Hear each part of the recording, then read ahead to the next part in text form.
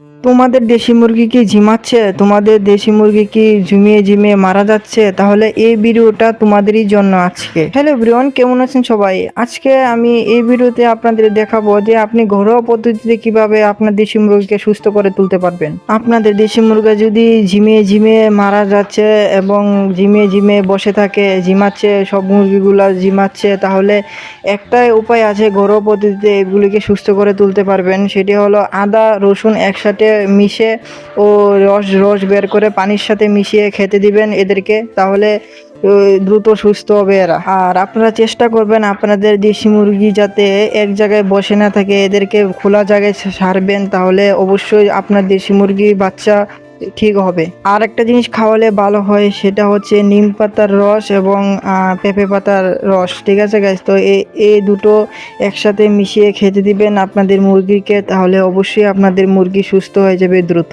আর আপনারা যদি না পারেন তাহলে এই ওষুধটা আপনাদের মুরগিকে খেতে দেবেন, তাহলে মুরগির দ্রুত জীবাণু ভাবটা কমে যাবে।